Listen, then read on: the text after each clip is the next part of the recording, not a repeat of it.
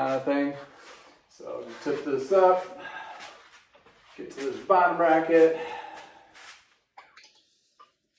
And this is a through bottom bracket, which I should probably do a little detail on this one. Let's do a little bit close up.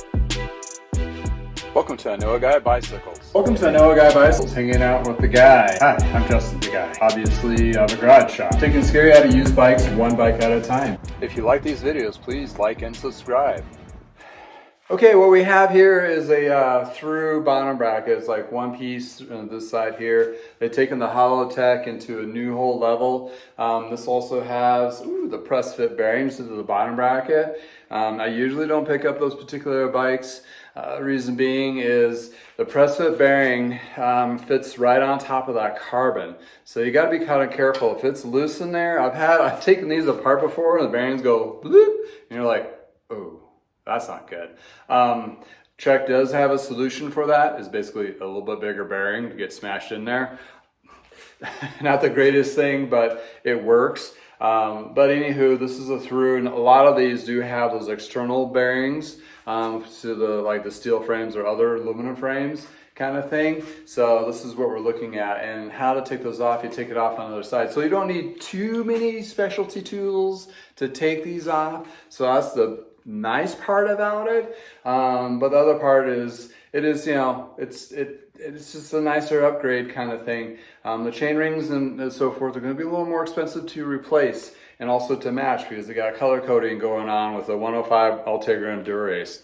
Got to keep a thing about that. Also, when you look for these as used, you want to make sure you see the full tooth, not like shark teeth. You want to see like a kind of a flat top round bend to the top of the tooth. If you see shark teeth, that means they're worn down. If you see something like this here, that's big, but compared to the small tooth, you want to have where that ruler fits right into there. So to take these off, I got to go on the other side. So what we got here, spooky close up. Got two bolts here, and you need to loosen those guys up.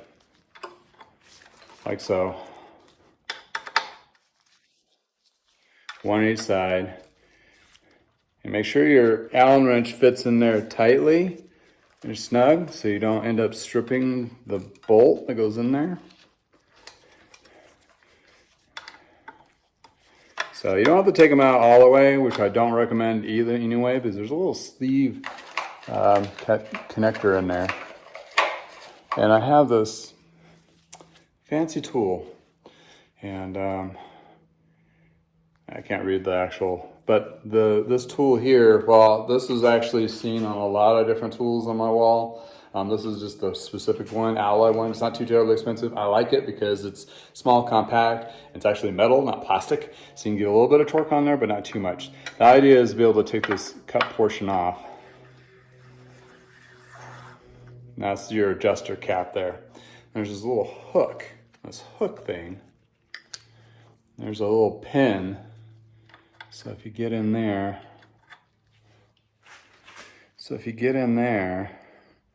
the hook needs to go underneath and pop this out, like so. What that does is releases it. And when you pull this out, it takes a little bit of wiggling, but it'll wiggle out. And you see there's a little hole here, right? That's where this little pin fits into. So when I put it back to flush, pop that back down, you'll see this little pin stick down. That fits into this little hole to hold it in place. So when it's like this, so that's something you want to be mindful when you're just yanking on that, and if you don't push that up, it's going to break that pin off, and then it's not good. Or the other thing, you take the bolts out all the way, and what you get there, take that bolt all the way out. You got one, and you'll end up losing that little washer, so you don't want to lose that. And you got another one on this side. When you take those guys out, don't lose that washer either. This thing slides right out. That's what that is. So when you take it all the way apart, you got to keep mindful that it goes this direction. You know, it doesn't go on back that way. So your pin's not gonna be in the right placement. See where that pin is in relative. So you put that back in there. So you can take this all out and clean it. As you can see, it's a little bit of a goopy mass. So that's possible to do, but I'd be very careful because if you lose any of these things, there's really, really not a way to get the final good replacements for them. So that's how you take that guy off.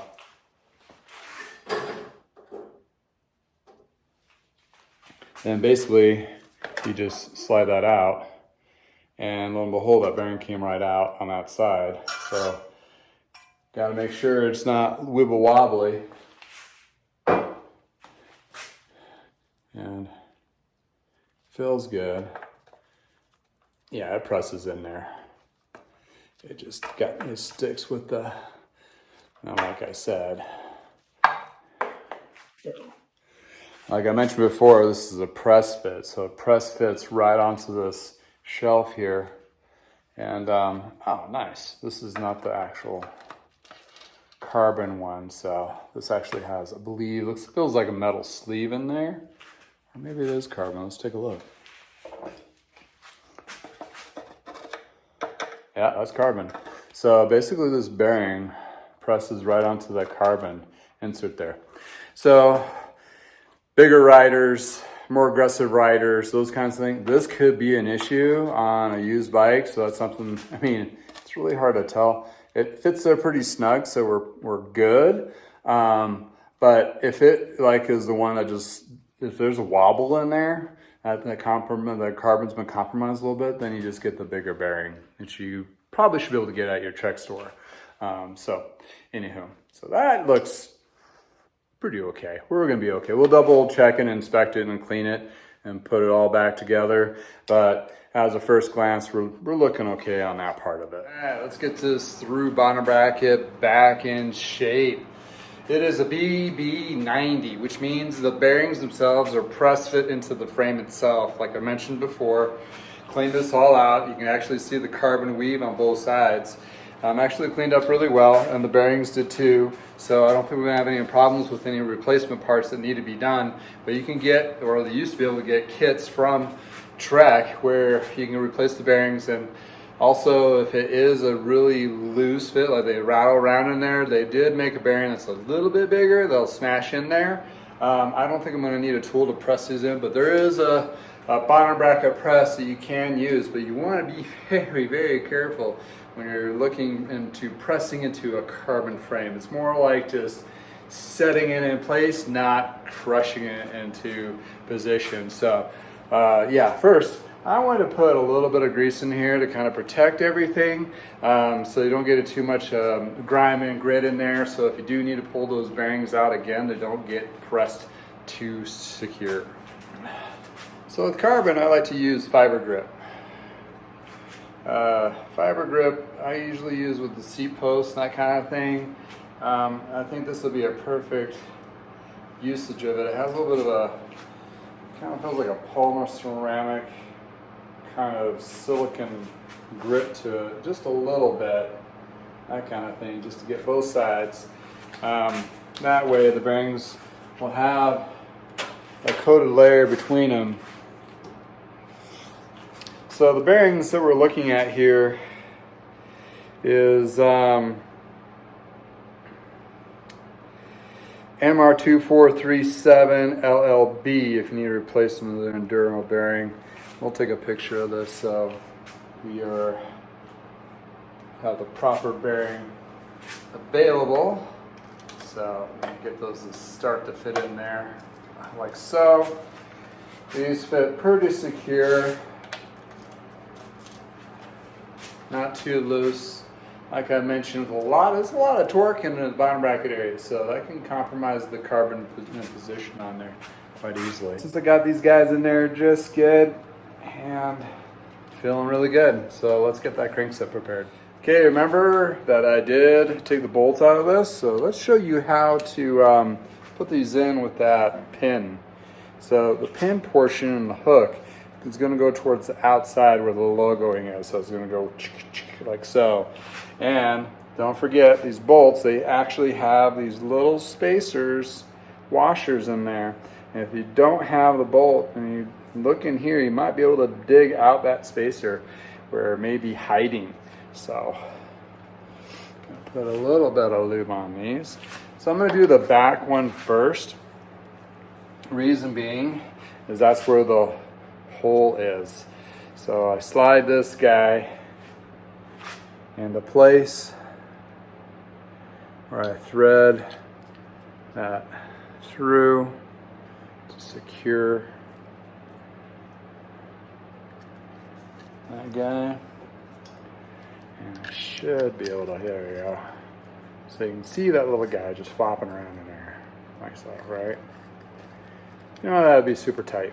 The idea is this, you want this to be propped up when you slide it on. So we don't need to have it down when we put in the other bolt.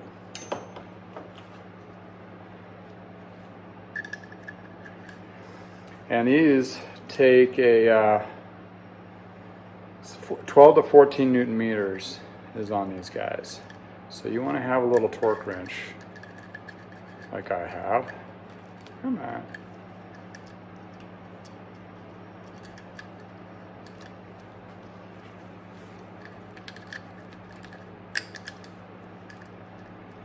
So this guy's gonna go down just a little bit, like so. So you can see it pop up. There you go. So this one's ready to go on. Okay, the parts that we still have left is the outside duster caps, the adjuster nut, the crankset, and the crank arm. So first, I'm going to put one of these duster caps onto the crank, like so. So that goes on the outside into here. Then I'm going to take a little bit of grease and kind of coat this in that goes through the bottom bracket. And let's dive into this. So it goes right over. I should slide in through. So this sits pivot or position, so it's good to go. Now we got to go to the other side to adjust it. I like to put a little bit of grease on here. This will hold that dust washer, keep the grime out.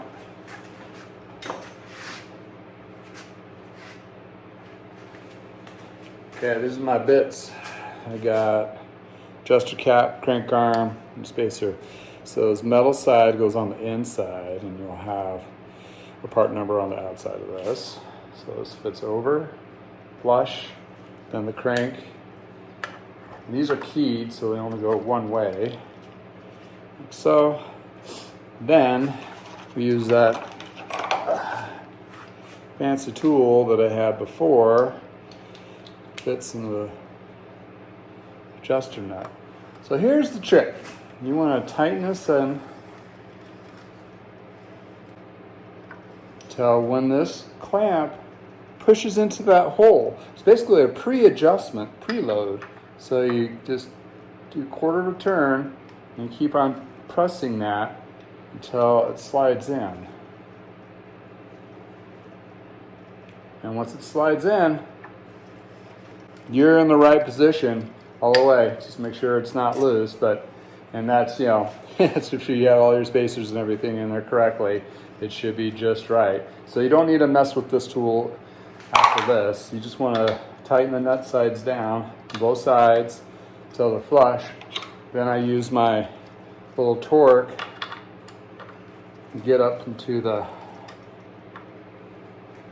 and I tighten alternating both sides, since you are kind of playing each other against each other. So it hits that 12 to 14 Newton meter mark.